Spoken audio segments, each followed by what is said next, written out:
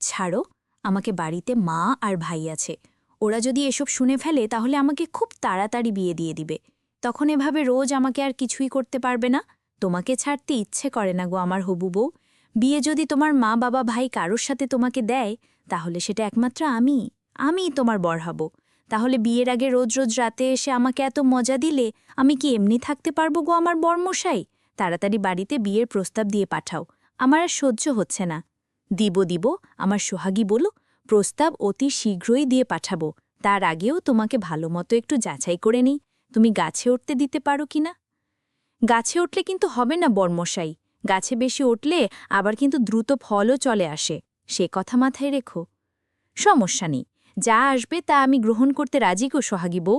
এভাবে রাতে কথাগুলো চাঁদনি আকাশের নিচে বসে বলছিল অনামিকা ও আরিফ। চাঁদনি রাত, গ্রামের ছোট নদীর পাড়ে হালকা বাতাস বইছে, গাছপালা নীরবে কেঁপে উঠছে, আর দূরে দূরে নদীর পানি হালকা ঢেউ খেলছে।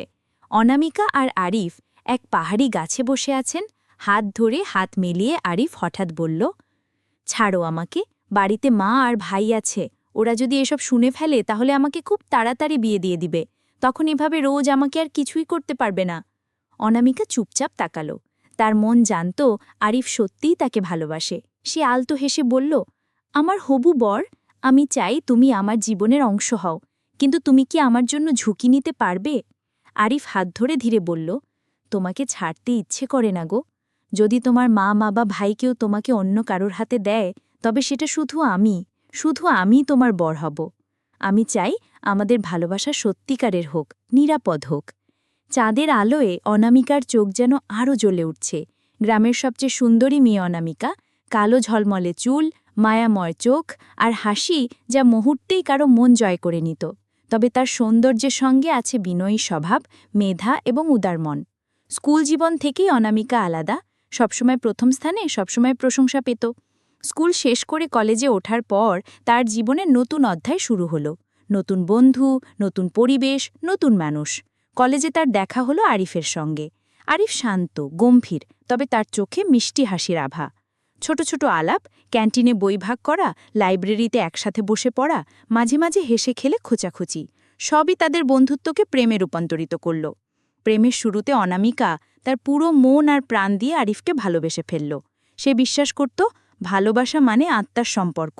কিন্তু ধীরে ধীরে সে বুঝল আরিফের চোখে তার সৌন্দর্য ছাড়া কিছু নেই। বন্ধুরা যখন মজা করত, আরিফ হাসতে হাসতে বলতো, আমার প্রেমিকা এলাকার সবচেয়ে সুন্দরী মেয়ে। এক রাতে অনামিকা আকাশের দিকে তাকিয়ে নিজের মনকে জিজ্ঞেস করল, আমি কি সত্যিই ভালোবাসার জন্য লড়াই করতে পারবো, নাকি শুধু মোহের জন্য আমাকে হারাতে হবে? সে ঠিক করল কোনোভাবেই দুর্বল হবে না। ভালোবাসা যদি সত্যিই তাকে রক্ষা করবে, যদি না হয় নিজের সম্মান ধরে রাখবে। পরবর্তী দিন অনামিকা আরিফকে ডেকে বলল, আমি চাই তুমি আমাকে জীবনের সঙ্গী হিসেবে দেখো। যদি সত্যিই ভালোবাসো প্রমাণ করো, না পারলে আমাদের সম্পর্ক এখানেই শেষ। আরিফ প্রথমে দ্বিধাগ্রস্ত হলেও অনামিকার দৃঢ়তা তাকে নাড়িয়ে দিল। সে বুঝল অনামিকা শুধু রূপে নয়, চরিত্রেও আত্মায়ও অনন্য। কয়েকদিন পর আরিফ তার পরিবার সহ অনামিকার বাড়িতে উপস্থিত হল। সবার সামনে ঘোষণা করল, আমি অনামিকাকে ভালোবাসি, আমি তাকে সম্মানসহ বিয়ে করতে চাই। অনামিকার পরিবার প্রথমে অবাক হলেও মেয়ের দৃঢ়তা দেখে সম্মতি দিল। বিয়ের দিন অনামিকা হলুদ আর লাল শাড়িতে সাজছিল। তার চোখে উত্তেজনা, হাতে নরম চুলের ছোঁয়া আর মুখে লাজুক হাসি। আরিফ তাকে দেখার সঙ্গে সঙ্গে প্রেমের দীপ্তি ফুটল। তুমি আমার জীবনের সবচেয়ে মূল্যবান মানুষ, বলল সে চোখে চোখ রেখে। তোমার সৌন্দর্য শুধু চোখের আনন্দ নয়, এটি আমার হৃদয়ের শান্তি। অনামিকা লাজুকভাবে হেসে বলল, আর তুমি আমার আত্মার সঙ্গী, তুমি ছাড়া আমি অসম্পূর্ণ। বিয়ের পর তারা নদীর পাড়ে বসে হাত ধরে হাত মিলিয়ে, বাতাসে ধান মিশে আছে, দূরে দূরে পানির ধারা। আরিফ নীরবে অনামিকার মাথার চুলের সাথে হাত বোলালো, আর অনামিকা হেসে তার গালে চুম্বন দিল।